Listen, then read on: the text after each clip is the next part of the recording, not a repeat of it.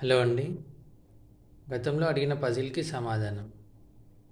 ఇంతకుముందు అడిగిన పజిల్ వచ్చేసి వోవెల్స్‌లో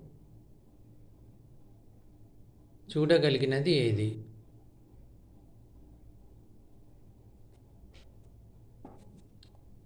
వోవెల్స్ అనగా ఏ, ఈ, ఐ, ఓ, యు. ఇది మనకు తెలిసిందే. మనం ఇంతకుముందు అనుకున్నది ఇది లాజికల్ పజిల్.